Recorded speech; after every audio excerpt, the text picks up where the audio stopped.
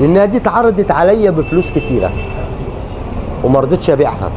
معاك اخوكم خالد الجزار، عنواننا شبرا الخيمه، ابراهيم بيه، شارع الروضه، عند عربيات الجيب.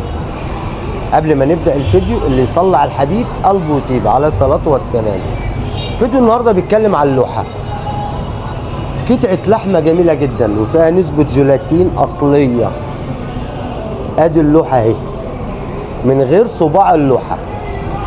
بس الفيديو بتاعي النهارده مش على اللوحه دي، الفيديو النهارده بتاعي رايح في حته تانيه الناس ناسيينها ولازم افكرهم بيها. الفيديو النهارده بيتكلم على لوحه العظم اللي ما بتدوبش خالص، اللي لازم تطلع وتتكسر، ولو ما اتكسرتش ممكن يتعمل بيها اعمال وحشه. ادي اللوحه. ليه اللوحه دي يا عم خالد بيتعمل هي عليها الوحيده العمل؟ لانها يعتبر ما بتدوبش الا بعد فتره طويله جدا. طب وبعدين يا عم خالد هقول لكم دي لازم يتعمل فيها ايه؟ ايه اللي يتعمل فيها؟ هقول لكم برضك. في ناس كتيره ممكن بيقول لك احنا ممكن نجيبها من الجزار. ده يبقى جزار. معلش، انا من يوم ما ربنا خلقني في المهنه دي طلعت لقيت والدي بيكسرها، طلعت بكسرها زيه. طب ليه يا والدي دي بتتكسر؟ قال لي يا ابني دي بيتعمل عليها حاجات وحشه.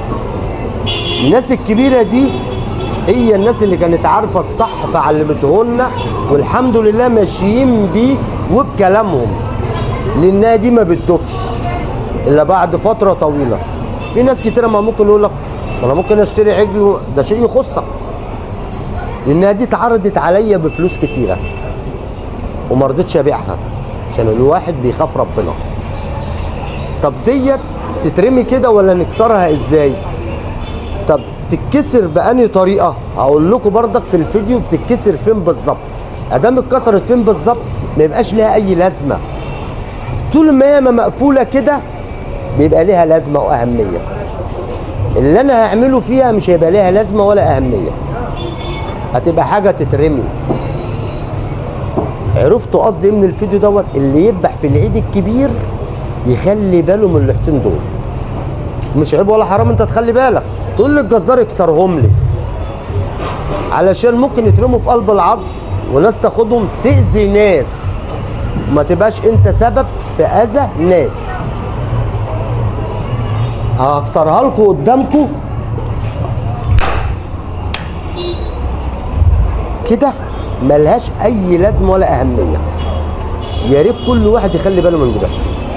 والله اتعرضت عليا بفلوس كتيره. انا ما بعملش حاجه لا سمح الله كده، انا الحمد لله مشهور بفضل الله وثم بيكم. بس يا جماعه انا بذكركم كل سنه باللوح ديت لسبب ما نبقاش اذى لناس، علشان ربنا يكرمنا في دنيتنا واخرتنا. خلي بالكم من ذبحكم. عجبكم الفيديو شيروه عشان اللي بيذبحوا يعرفوا بيه، ولو عرفوا بيه هتبقى انت سبب في الخير. ماشي يا جماعه؟ عجبك الفيديو كومنت حلو وشيره.